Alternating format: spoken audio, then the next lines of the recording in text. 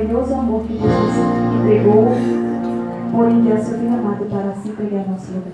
Amém.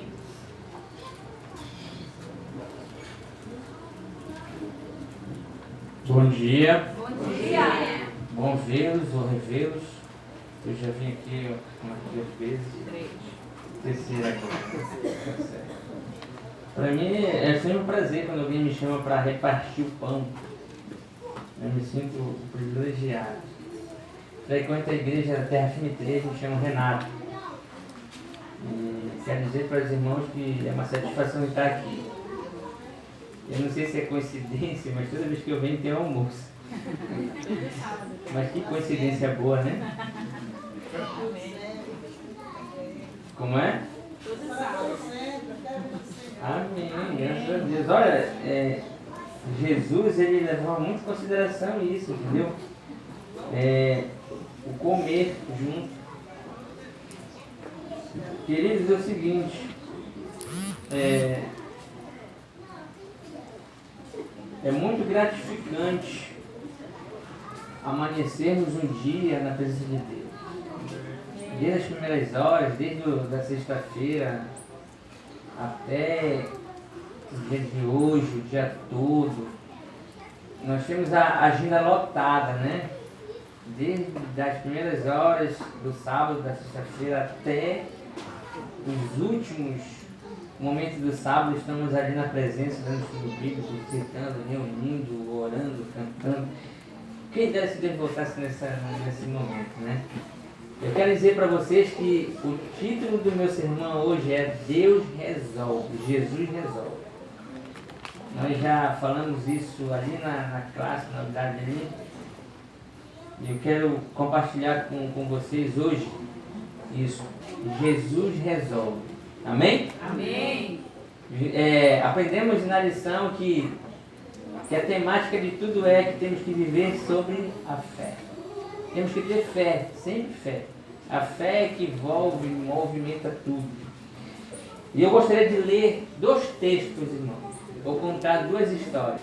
Vou ser breve, apesar de não saber nem a hora que elas são, mas eu prometo ser breve, porque daqui a pouco a barriga começa a dar sinal do meio-dia, né? 11 horas, né? Daqui a pouco a barriga começa a dar sinal do meio-dia, né? Então eu gostaria que vocês abrissem as suas Bíblias em João, capítulo 8. João, capítulo 8.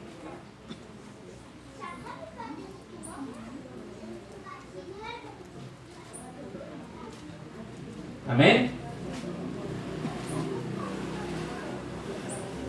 João é fácil de achar. João, capítulo 8. Amém? Amém. Vamos orar então.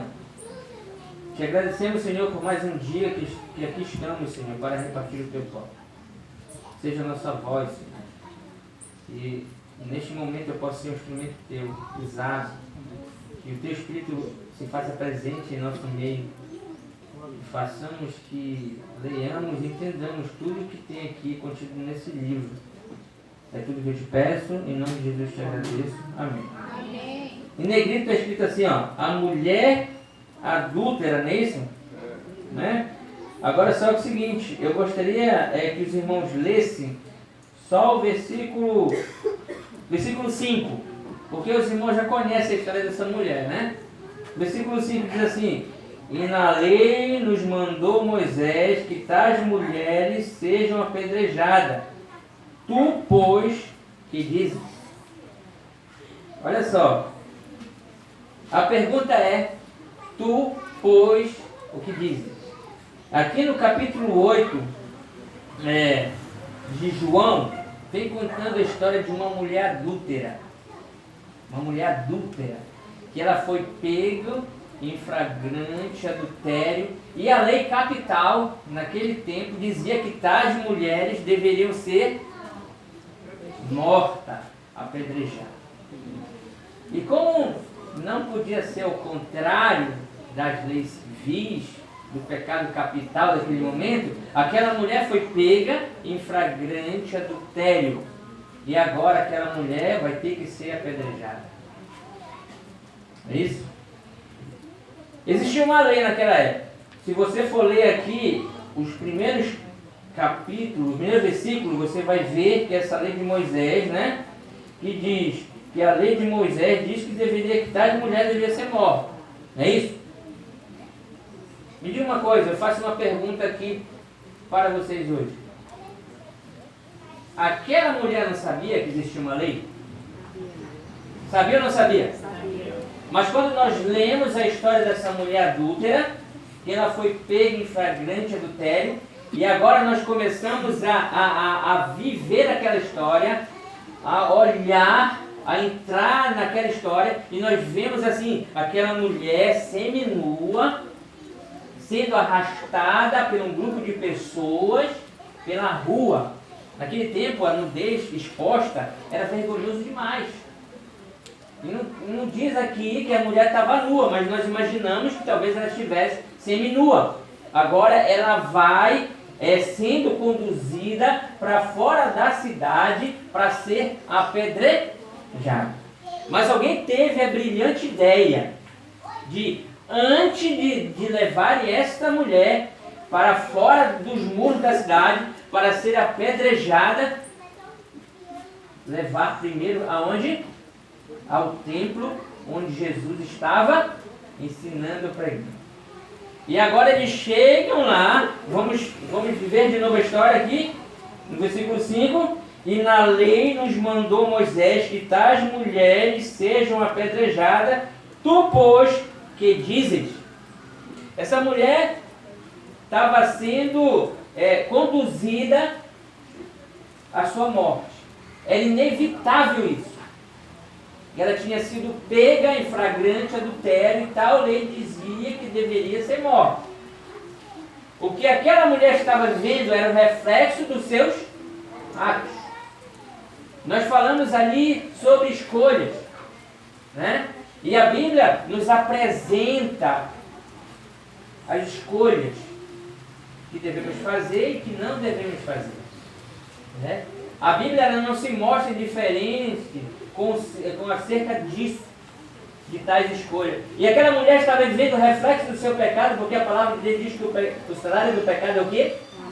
É a morte. Então, naquele momento, o que aquela mulher vivia era o reflexo do seu pecado. E aquela mulher estava sendo conduzida, mas antes alguém teve a brilhante ideia de levar aquela mulher até Jesus, porque Jesus resolve. E alguém disse assim mesmo, vamos levar até Jesus. E a gente chega lá e diz assim mesmo, ó, essa mulher foi pega em flagrante adultério e a lei de Moisés diz que tais mulheres deveriam ser mortas, tu dizes. E se ele disser apedreja, aí nós vamos dizer, né? Tu prega o amor e agora tu está mandando matar.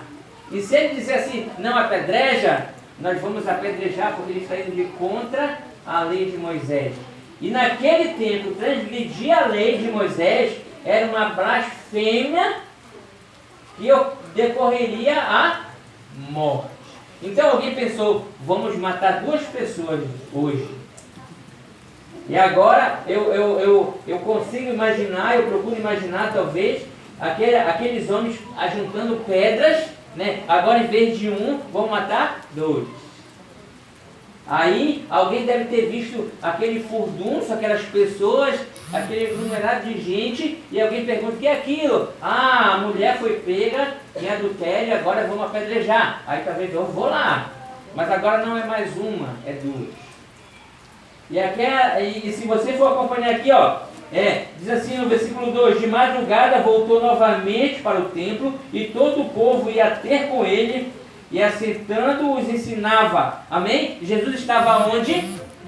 No templo. Quando eles chegaram, Jesus estava ensinando no templo. Eu acredito que era aqui assim. Chegaram ali na rua.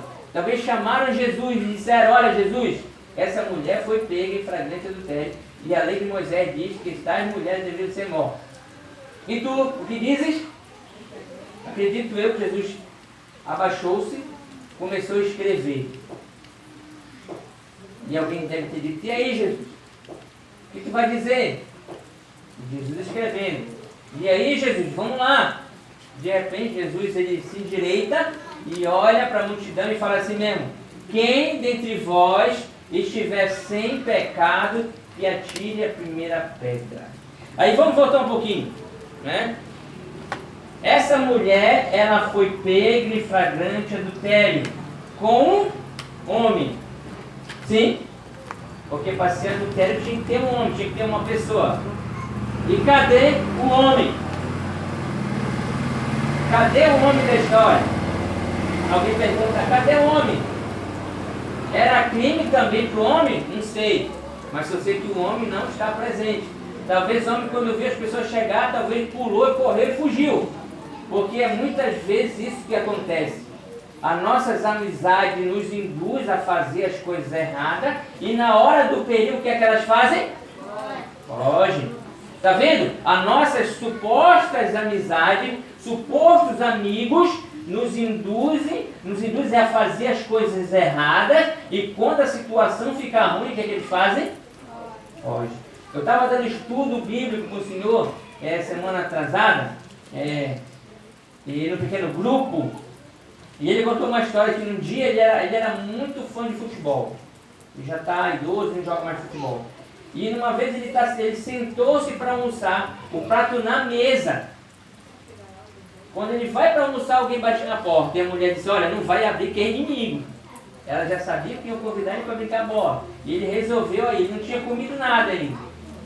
E era justamente alguém convidando ele para brincar uma partida de futebol. E ele foi. Dessa partida de futebol, ele já foi para o bar e começa a beber. E agora ele começa a brincar, bilhar. E de repente ele conta que entra quatro pessoas, homens. E um deles pegou a bola assim e jogou toda na caçapa. E ele olhou para o dono do bar, tu viu o que aconteceu? Vi o que aconteceu. Então me dá mais uma ficha aí. E o dono do bar deu a ficha para ele. E ele coloca a bola na mesa. O camarada que jogou a bola veio em direção a ele e disse assim, rapaz, tu não viste que eu joguei a bola justamente porque não é mais para tu brincar? Quem vai brincar agora aqui sou eu. E o irmão Nelson deu uma tacada no camarada. Ele disse que só não apanhou mais porque as pessoas se meteram lá e desapartaram. Mas os seus companheiros, ficaram a mula, como diz, foram embora, né? E o companheiro dessa mulher, o que adulterava com ela, não encontra-se aqui no relato da história. Cadê esse homem? É geralmente isso que acontece com certas escolhas que fazemos, com certo tipo de amizade que temos. Elas nos induzem a fazer as coisas e quando precisamos dela, cadê? Ficaram a mula. É assim que acontece sempre. É por isso que devemos o quê? Selecionar nossas amizades. E agora aquela mulher está na presença de Jesus. Jesus agora fala.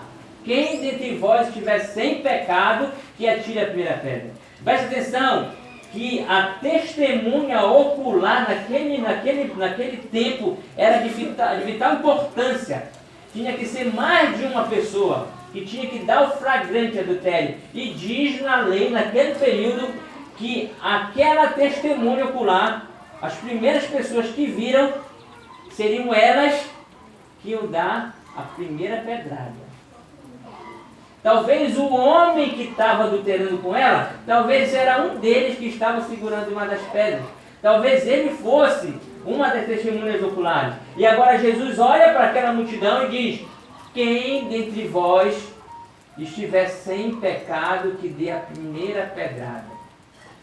Eu acredito, rapaz, que eles coçaram a cabeça, um olharam para o outro e disseram, rapaz, eu nem queria vir para cá, né? Eu vim porque a multidão veio. E de repente Jesus olha, e de repente foi saindo todos saíram. De repente Jesus olha e não vê ninguém. E Jesus pergunta, cadê os homens que te condenavam? Todos sumiram, inclusive os discípulos. Cadê todo mundo? As pessoas que Jesus ensinava, cadê as pessoas todas que estavam ali? Todas sumiram. Quem dentre vós estiver sem pecado, que atire a primeira pedra? Talvez eu imagino aqui Pedro dizendo, rapaz, olha, eu vou ali em casa e já volto. Talvez eu pense que alguém disse, rapaz, eu nem queria vir, coitadinha dessa mulher. Né? Mas olha só, a história diz que ela era uma mulher adúltera. Quantas vezes aquela mulher, antes daquele episódio dela ser pega, quantas vezes ela já tinha adulterado? Era um crime capital, punido por morte. Será que essa mulher não sabia disso? Sabia ou não sabia? E por que ela continuava fazendo? Porque tem gente que pensa que o crime compensa. Porque não foi pego na primeira, não foi pego na segunda e acha que pode fazer livremente, que nunca vai ser apanhado. Mas quando é pego no seu flagrante, não quer sofrer a pena. E agora chora. Aquela mulher já estava entregue, já estava com o seu destino já programado. Mas como eu disse, levaram à presença de alguém que podia resolver. Porque Jesus resolve. E agora Jesus olha para aquela mulher e diz: cadê os homens que queriam te apedrejar aqui, te condenar? Não te condenaram? Não, Jesus, então vai que nem eu te condeno mais. Agora olha só, presta atenção. Eu vou exemplificar contando uma história. Uma vez um pregador, ele vai pregar numa reunião para 4.000 pessoas. E ele já vai atrasado, em cima da hora. Ele pega o seu carro, ele está vendo que o sinal está amarelo. Se ele se aproximar mais, vai vermelhar e não vai dar tempo. Mas como ele está atrasado, ele resolve a prosseguir. Quando ele chega próximo, o sinal fecha, ele não dá mais tempo de frear e ele vai embora. E alguém apita. E ele encosta o carro. E alguém diz assim para ele, o guarda diz: olha, você passou no sinal vermelho. E ele começa a dar uma explicação. Poxa, meu amigo, me perdoe, eu sei que eu errei, eu vi amarelo, achei que dava. E eu fui ultrapassei no vermelho, mas é porque eu estou atrasado, eu tenho um seminário para dar, com 4.000 pessoas, e já estão todas frenéticas me esperando, e eu estou atrasado, tenho pouco tempo, e começa a contar aquela história. O guarda diz: então é o seguinte, vai embora, eu não vou te multar, vai-te embora. Ele está sob a graça daquele guarda, sim ou não? Mas isso dá o direito dele ultrapassar outros sinais vermelhos? Não. Aquela mulher estava sob a graça de Jesus, porque Jesus resolve, mas dava o direito daquela mulher adulterar de novo? Às vezes nós olhamos a história dessa mulher, nós olhamos e dizemos que coitadinha ela foi com a sua nudez exposta, ela ia ser levada, apedrejada, coitadinha. Ei, mas ela não sabia desse crime capital, pelo qual era punido com a própria morte, e morte por apedrejamento. A Bíblia nos dá o caminho das pedras, não dá? Mas por que erramos o caminho? Aí nós falamos sobre Judas, eu estava comentando ali, falamos sobre Judas. Mas eu quero dizer uma coisa, se o senhor não sabe, eu vou contar agora. Antes de Judas trair Jesus, era comum as pessoas colocarem o nome dos seus filhos de Judas, porque Judas, se eu não me engano, quer dizer abençoado. Mas olha, quem seria capaz hoje de colocar o nome do seu filho de Judas? Levante a mão aqui. Porque quando alguém olha para você e diz assim, que você é um Judas, o que você pensa que ela está lhe falando? Abençoado ou traidor? Traidor! Está vendo só? Aí você olha a outra história, a história de Pedro. Pedro também traiu Jesus, mas existe Pedro, não existe aí? As pessoas vão nascendo hoje e vão dizendo: olha, esse aqui vai ser Pedro, porque é o da Bíblia. Mas Pedro também não era traidor, não traiu Jesus. Mas só olha a controvérsia. Pedro se arrependeu e Judas teve remorso e se matou. Sim ou não? Sim. Me diga uma coisa. Quantos de nós não traímos Jesus? Quantos de nós às vezes temos remorsos e não arrependimentos? E nós queremos aí, quando é amanhã, muitos, desculpa a expressão, hipócritas, apedrejam um traidor. Mas olha, Sexta-feira Santa, eu não estou julgando ninguém, mas eu quero abrir um parênteses aqui. Sexta-feira Santa, eu pude observar que muita gente no bar bebendo.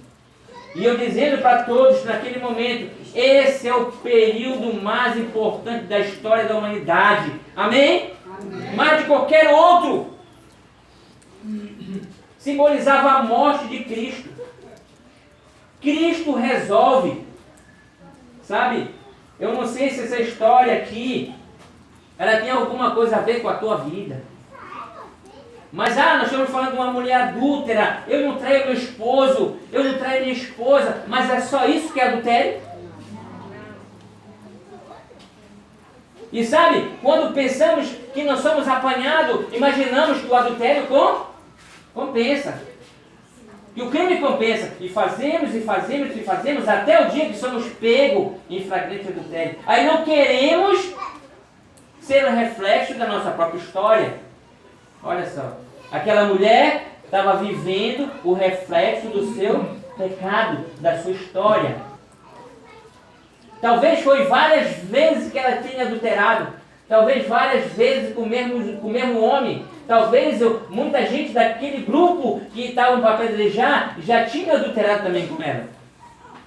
Talvez ela achou que o crime compensava, que ela não queria ser pega, então isso dava uma margem para ela continuar no erro. Quantos pecados cometemos e, entre aspas, não fomos punidos por isso? Será que a nossa vida se enquadra na vida daquela mulher? Porque alguém aqui não peca? Se Jesus aparecesse aqui e dissesse: quem dentre vós estiver sem pecado, que atire a primeira pedra, será que alguém ficava aqui nesta igreja? Será que o pregador ficaria aqui? É uma pergunta retórica. Qual é a diferença daquela mulher do passado para hoje? Escolhas. Devemos escolher sempre. E a Bíblia nos diz: escolhe, pois, a vida e vivas. Amém? Amém. E vivas. Aí você pode dizer: eu estou passando por um problema sério, vai com Deus que Ele resolve. Porque Jesus resolve. Jesus resolveu ou não resolveu a história daquela mulher? Aquela mulher estava com seu destino já traçado. Ela ia morrer. Alguém ia levar ela para fora da cidade e apedrejar até matá-la. Crianças, jovens, velhos, adultos, todos iam apedrejar aquela mulher até ela morrer. Talvez alguém até sorrisse, porque achando que estava fazendo justiça. Alguém teve a ideia de levar ela na presença de Deus, na presença de Jesus, e Jesus resolve, e resolveu a situação daquela mulher. Uma só palavra: quem dentre vós que estiver sem pecado, que atire a primeira pedra. A outra história que eu quero contar está aqui abra suas Bíblias, em Lucas, já para concluir, capítulo 18. O versículo é o 35. Vocês já ouviram muito também sobre essa história. Lucas, capítulo 18, versículo 35. Amém? A cura do cego de Jericó. Todos encontraram, né? Amém. Já oramos, então vamos ler. Aconteceu que, ao aproximar-se ele de Jericó, estava um cego assentado à beira do caminho, pedindo esmola, e ouvindo o tropel da multidão que passava, perguntou o que era aquilo.